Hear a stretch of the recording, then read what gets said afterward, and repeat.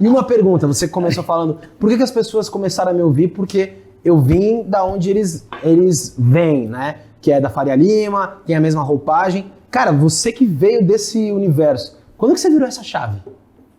Você começou a questionar tudo isso? Isso é um processo de uma vida inteira, né? Tem momentos que são mais, assim, marcantes. Eu tenho alguns momentos na vida, primeiro na faculdade, uma semente plantada interessante, quando meu pai dá uma confusão lá no trabalho dele, construção civil, que é cheio de altos e baixos, não sei o quê. A empresa do meu pai passa por um momento muito difícil e ele não podia mais pagar minha faculdade. E aí, para não sair da faculdade, eu pedi um crédito educativo de 90%, mas eu tinha que pagar ainda 10% da mensalidade, na PUC do Rio de Janeiro, que é uma mensalidade cara pra caramba. E eu falei, tem que fazer alguma coisa. Eu dava aula já particular, dei a vida inteira aula particular, e eu falei, vou entrar aqui por algum pedido de bolsa, de iniciação científica. E tinha um projeto entre a PUC, a GeoRio, que é a empresa lá de geologia do Rio de Janeiro, e a Conlurb, né, de contenção de encostas no Rio de Janeiro, nas favelas, porque você tinha um problema muito grande dos lixões no Rio de Janeiro. Então, nas favelas não chegava a coleta de lixo lá, né, muito complicado chegar a coleta de lixo, as vielas, é uma topografia super difícil ali, a logística é difícil para tirar o lixo. E aí eles jogavam o lixo, que passou a ser um lixo de saco plástico antigamente, não sei quem lembra disso aqui, era papelão, né, no supermercado que você pegava a sacola, passou para saco plástico, então virou um lixão de saco plástico que quando chovia acumulava muita água, deslizava e destruía as casas todas. E aí eu entrei nesse projeto e trabalhei dentro do serviço social da PUC, né, um pessoal super de esquerda, super progressista, dentro das principais favelas do Rio de Janeiro durante 2 anos. E aquilo ali me apresentou um mundo que eu não conhecia, né? E me plantou uma semente que mais tarde na vida, cara, floresceu, entendeu? Só que aí depois eu entrei no mercado financeiro e aí joguei o jogo 100% no mercado financeiro. Não gosto de romantizar, não. Era ali e rindo da piada sem graça que o cara falava e tentando ficar o rico o mais rápido possível.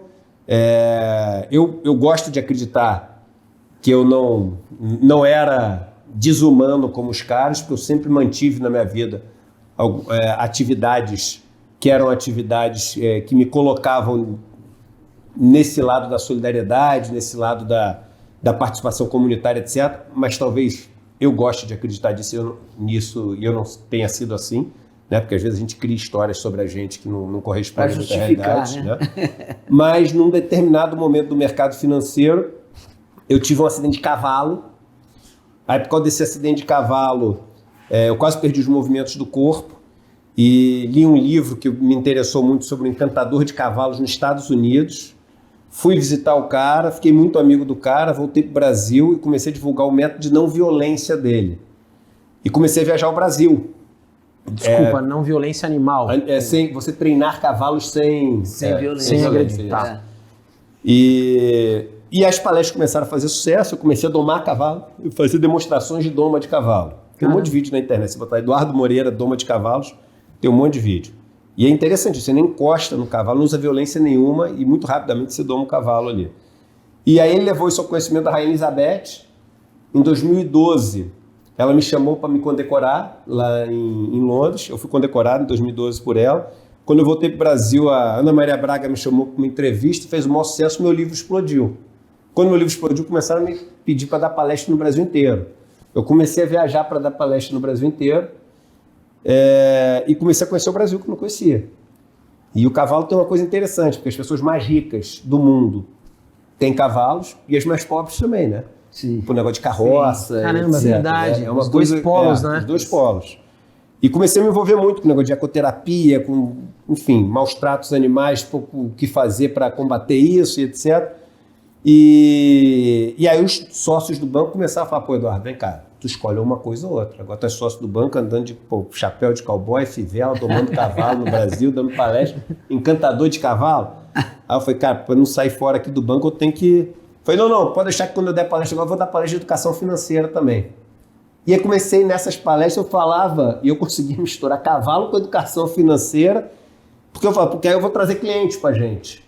Só que aí quando eu comecei a ensinar educação financeira, cara, aconteceu a mesma coisa que acontecia na faculdade. A melhor maneira de você aprender uma coisa é ensinar, cara. Quando você ensina, você tem que ir no detalhe, explicar. Aí quando eu comecei a entender a lógica daquilo onde eu trabalhava, eu vi, cara, eu não sou o mocinho do filme, eu sou o vilão, sacou? Caraca. E aí descobri que eu era o vilão e comecei a estudar desigualdade. Aí para finalizar a história, né? Aí tem um último evento, eu vou fazer uma cirurgia, simples, a cirurgia, de hemorroida, a cirurgia, e aí dá errado, acontece ali um erro médico, eu tenho 6 tromboses, uma delas vira uma úlcera, eu tenho que ser internado às pressas, assim, e quase morri mesmo, perdi 12 quilos numa semana, fiquei com morfina, com um monte de coisa. E aí nesse período que eu estava no Sírio-Libanês, o caseiro que trabalha lá em casa, a filha dele sofre começa a ter uma dor muito grande, 12 anos a filha dele, e ele fala, me liga lá no hospital, fala, seu Eduardo, acho que minha filha está com apendicite. Corre para o hospital, cara, para resolver o negócio dela. Aí ele foi, né, foi no hospital público, e aí 4 dias, no dia seguinte eu ligo para ele, falo, e aí, como é que tá sua filha? E aí ele falou assim, não atenderam ainda. Eu falei, mas tu voltou para casa? Ele falou, não, tô aqui sentado no hospital ainda. Eu falei, mas foi ontem que tu chegou, cara. Tua filha, se tiver com apendicite, esse negócio é super sério. Eu falei, mas eles botaram ela aqui numa maca no corredor, tô esperando. Ele foi atendido no 4º dia. Caraca. No 4º dia. E era um problema na trompa que resolveu todo. Mas eu fiquei ali no hospital falando, cara, por que eu tenho direito a esse... Eu tô com uma TV de plasma, cardápio, escolho salmão, não sei o quê. E vou sair daqui, eu não vou pagar nada, né? E o cara, com a pessoa que ele mais ama na vida, ele não pode aliviar o sofrimento dela. Aí eu comecei a me perguntar, falei, por que é que paga por isso que eu tô aqui nesse hospital caro pra caramba, não sei o quê? Porque eu não vou pagar nada. Eu falei, é o plano de saúde, que você falou. Eu falei, mas será que é o plano de saúde?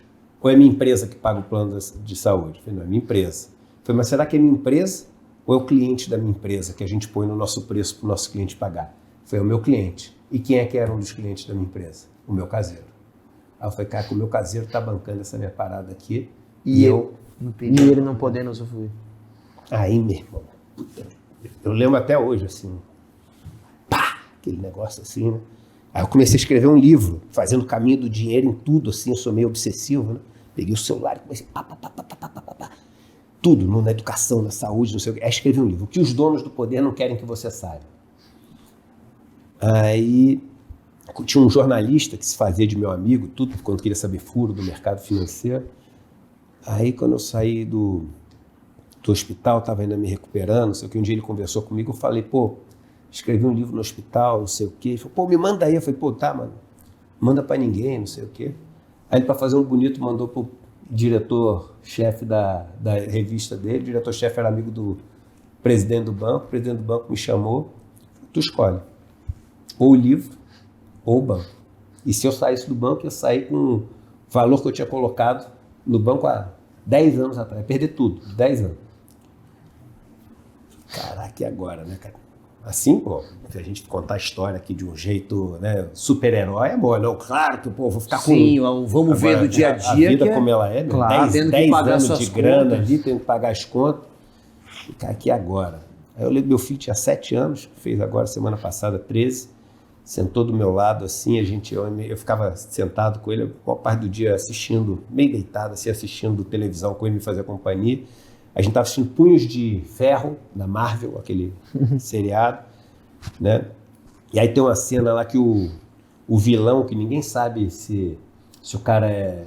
Todo mundo acha que ele é bonzinho, né? Ele é o vilão, mas que tem um personagem que é o mecenas de um monte de coisa, que ajuda um monte de gente, o filântropo e etc.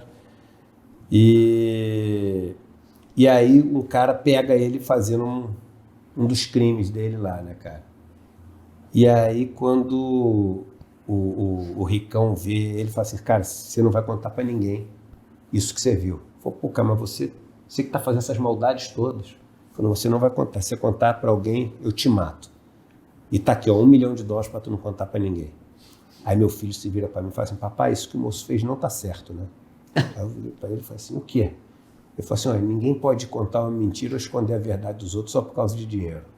Aí eu, caraca, aí eu tive um momento de catarse mesmo, fiquei chorando de soluçar. Aí cheguei no dia seguinte e falei, eu vou ficar com o livro. Aí saí com mega prejuízo. E os caras ainda não me pagaram, demoraram 5 anos para me pagar o dinheiro. 4 anos, sei lá, para me pagar o dinheiro, me pagaram em várias parcelas. Passei o perrengue esse tempo, mas fiquei com o livro. E aí esse livro, cara, foi vendendo, aí chegou ao 2º lugar, 1º lugar dos livros mais vendidos do Brasil. Aí os caras da esquerda começaram, alguns, né, me ligar e falar assim, pô, qual que é a tua? Vamos sair para almoçar, qual que é a tua? O que tu tá querendo? Você é um infiltrado? Qual o objetivo, né? Que é alguma coisa, tem gente que até hoje, né? Porque fica ressabiado, né? Alguma coisa esse cara quer, né? Tá tudo bem. Mas e uma dessas pessoas que se aproximou foi o Gessé. Aí o Gessé sai para almoçar comigo e aí eu chego para ele e falo assim, Gessé, eu estou estudando desigualdade há um tempão, escrevi esse livro, vivi tudo isso. Agora eu quero viver essa desigualdade um pouco. E tem alguns grupos que eu queria poder morar com eles. Trabalhar, passar perrengue, comer o que eles comem, dormir onde eles dormem, viajar junto com eles. Passar a temporada de um mês, assim. Aí falei os 5 grupos, um deles era o MST, que eu tinha o maior preconceito do MST. Aí no mesmo ele falou, não, esse eu te apresento hoje. O Sted é meu amigo, me mandou um e-mail pro Sted, o Sted me respondeu. De tarde no meu escritório eu já troquei mensagem com ele, já me passou para a Adriana marcou um negócio. Cheguei em casa e falei, oi Ju, ela, oi, tudo bem? E tudo, como é que foi seu dia no trabalho? Eu falei, pô, foi ótimo, tô indo passar um mês no MST. Ela falou, que isso, você tá maluco, não sei o quê.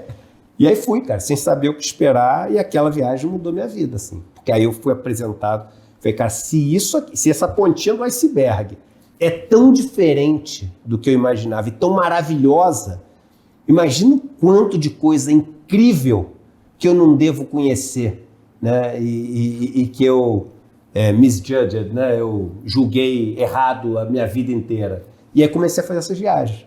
Desde então eu já morei, cara, em mais de 30 comunidades diferentes, assim, e passando perrengue, tipo os Guarani Caiovais, e papo de não ter comida, ter que comer resto de comida, dormir 1 hora por noite para não ser morto pela milícia dos fazendeiros. Não são viagens de turismo da tragédia, é viagem... E aprendi pra caramba nessas viagens, né? E depois tu vai num negócio desse, tu fala, pô, se eu voltar pra casa agora, depois de ter conhecido e ser que nem eu era antes, aí eu sou um traidor, né?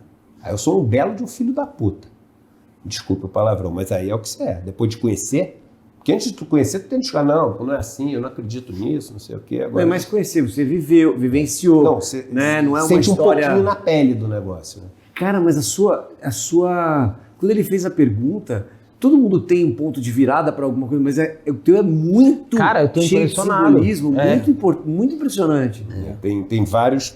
E é difícil porque às vezes as pessoas querem Pô, qual foi o dia que tu escorregou, bateu com a cabeça no chão? Não tem esse Não, mas dia, você conta né? várias coisas, são muito simples, mas é muito curioso começar de uma queda de cavalo, que aí no teu caso é um lugar tão elitizado, porque embora você falou de ser o pobre também tem. Mas, né, é assim, uma virada, é um tombo caiu do mas cavalo. Mas o mais impressionante... Literalmente você caiu do cavalo. Mas você falou começar de uma virada, mas eu acho muito importante que você cita lá atrás, na sua adolescência, seu pai perdeu o emprego, tal, dificuldade, aí você entrou num programa de financiamento, ali você já teve um estado de consciência, mas o sistema de novo te sugou.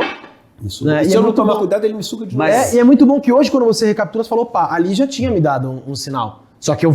E aí, é quase que na meditação o professor de meditação, que é o meu mestre espiritual do yoga, né? Ele dá um nome, o Marco Schultz, que é professor lá do ICL, ele dá um nome para isso, ele chama de bendita desconfiança. Então, o tempo inteiro eu tenho uma bendita desconfiança comigo mesmo.